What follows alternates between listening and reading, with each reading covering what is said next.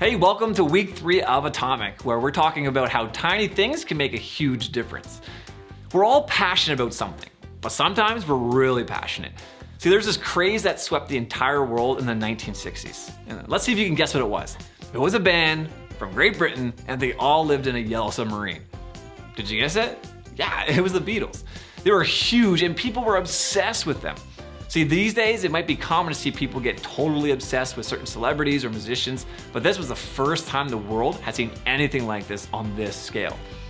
It's cool to be passionate about something, but sometimes the things that we love can actually become objects of worship. So there's a computer game I used to play called League of Legends. You might have heard of it, you might have even played it.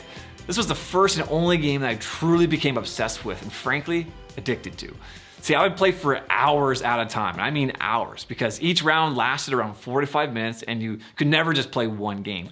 It got to the point where I would close my eyes and I would literally see scenes from the gameplay being played out. It was intense, but it was then that I knew I had a problem. I had my friend log into my account, change my password, and never give me access ever again. See, sometimes we develop habits that lead to spending our time thinking about, looking at, and spending our time and energy on things that aren't exactly the best things. Over the past couple of weeks, we've been talking about our habits, some good, some bad, and some neutral. We've also talked about the habits that we can add to our lives that will help us grow in our relationship with God, spending time with God, investing in our relationships. And today we're going to be talking about the things that we worship.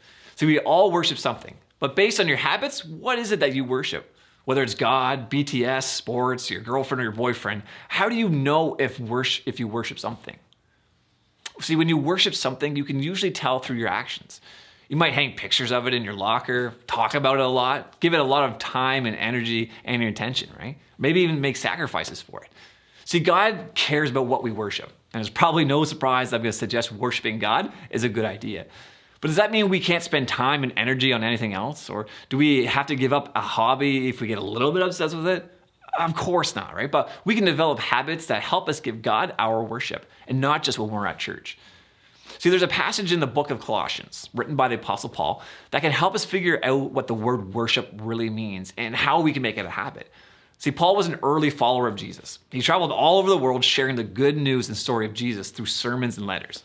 And all of these letters guided believers to understand how God wanted them to live, how to treat one another, and how to follow God. And some of them even ended up in the Bible. And one of those letters was written to a church in Colossae. In it, Paul advised those believers on how to live out their faith. It says this: "Therefore, as God's chosen people, holy and dearly loved, clothe yourselves with compassion, kindness, humility, gentleness, and patience. Bear with each other and forgive one another if any of you has a grievance against someone. Forgive as the Lord forgave you. And over all these virtues, put on love, which binds them all together in perfect unity. Let the peace of Christ rule in your hearts, since as members of one body, you are called to peace, and be thankful. Let the message of Christ dwell among you richly as you teach and admonish one another with all wisdom through psalms, hymns, and songs from the Spirit, singing to God with gratitude in your hearts.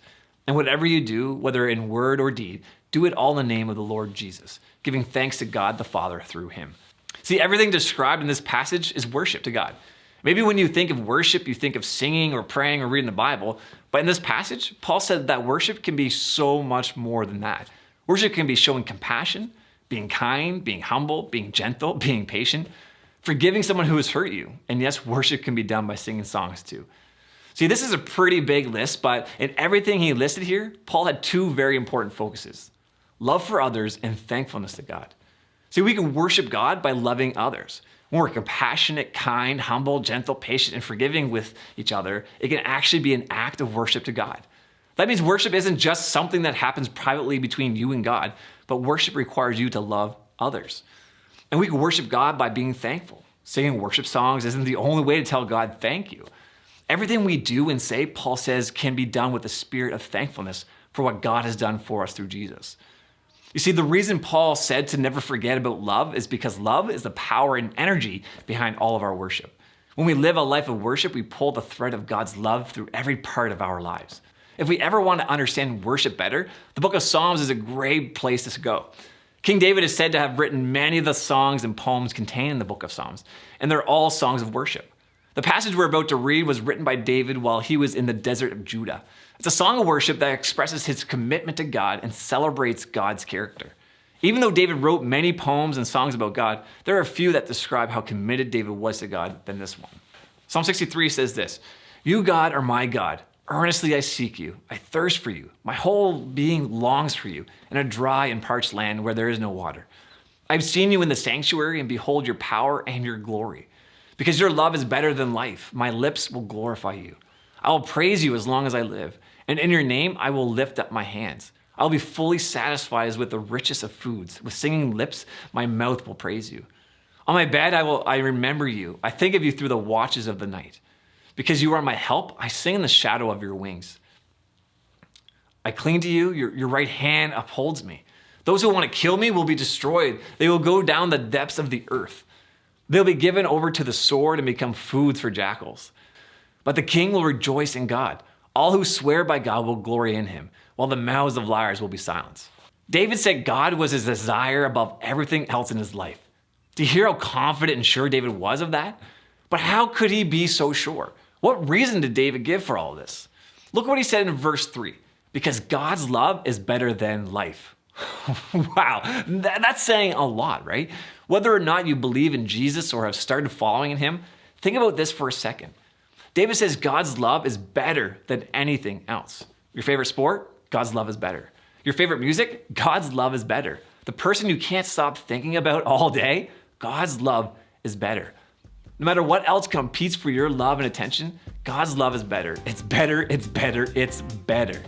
So worship is about loving God and loving others. When we allow love to be a part of everything we do, we are worshiping God. Our worship then becomes something that not only changes our life, but the lives of everyone around us. See, when we show love to others, it has the potential to transform our lives and theirs too. Some people don't believe they are worthy of that kind of love because they've never been shown it before. You can worship God by loving others. When we show love to God by being thankful and giving God glory, it's not just out of obligation, right? When we go to God in worship, God transforms us from the inside out. The tiny habits that we're talking about in this series can impact our lives far beyond anything we thought possible. So what do you think could happen to your faith and to the people you choose to love if you made it a habit to worship God with your life?